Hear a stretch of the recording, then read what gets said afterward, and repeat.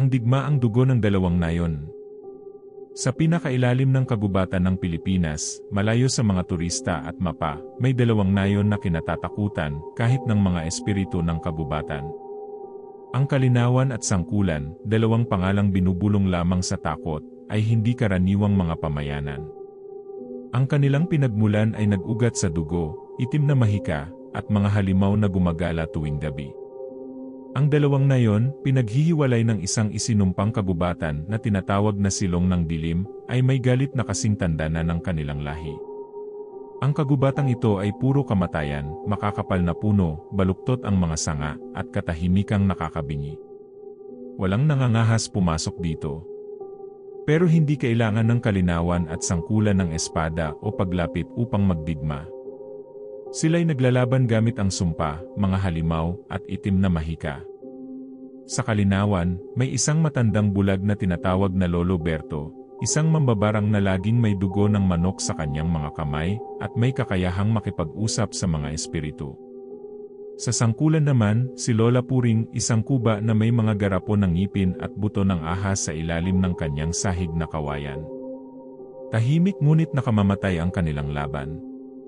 Ang mga palatandaan ng kanilang digmaan ay halata, mga pananim na nabubulok sa magdamag, ilog na nagiging pula sa patay na isda, at mga batang nawawala tuwing kabilugan ng buwan. Kapag may batang nawawala sa Sangkulan, siguradong may pamilyang matatagpo ang patay sa Kalinawan, wala ng balat, ang kanilang mga bibig tinahi ng itim na sinulid. Walang nagsasalita tungkol sa kapayapaan. Sapagkat ang maghangad ng kapayapaan ay mag-anyaya ng kamatayan. Ngunit isang gabi ng Disyembre, nagbago ang lahat. Sa loob ng maraming siglo, may bulong-bulungan na sa pinakapusod ng Silong ng Dilim, sa ilalim ng pinakamatandang puno ng balete, may isang sinaunang nilalang na natutulog. Walang pakialam ang nilalang na ito sa away ng Kalinawan at Sangkulan hanggang sa muling magising ito sa halimuyak ng dugo. Kinagabihan, sabay na ginising ng mga nakaririnding hiyaw ang dalawang nayon.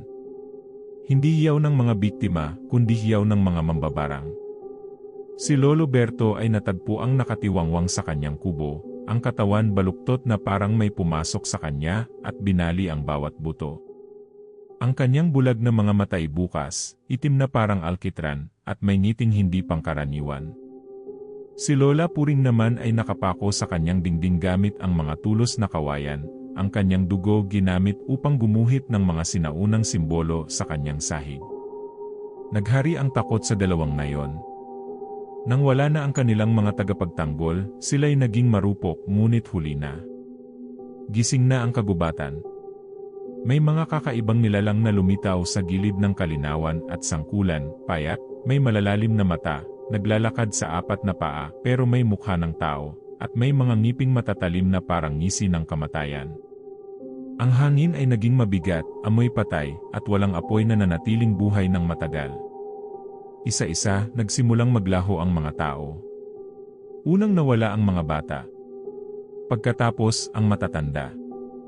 Sa desperasyon, sinisi ng Kalinawan ang Sangkulan, at sinisi rin ng Sangkulan ang Kalinawan. Nag-akala sila na ang isa sa kanila ang tumawag ng kadiliman. Sa kanilang pagkabaliw, sinunog nila ang mga tahanan ng isa't isa, umaasang mapapawi ng apoy ang kasamaan. Ngunit hindi nilinis ng apoy ang kasamaan, sa halip, ito ang nagbigay liwanag sa katakutan. Nagpatayan ang dalawang nayon hanggang sa huling tao, hindi nila namalayang ang tunay na kaaway ay nasa mga anino lamang, nanonood, at nagpapakain sa kanilang puot. Pagsapit ng bukang liwayway, wala nang natirang buhay sa Kalinawan at Sangkulan. Ang kagubatan ay bumalot sa kanilang mga abo. Lumawak ang Silong ng Dilim, ang kadiliman nito ay lalong lumalim. Ngayon, ilan lamang ang nangangahas banggitin ang Kalinawan at Sangkulan. Sinasabi nilang sa pinakamadilim na gabi, maaari mo pang marinig ang mga hiyaw mula sa kabubatan, at kung makikinig kang mabuti, baka masilayan mo ang mga mata sa dilim, nanonood, nagugutom, at walang kamatayan.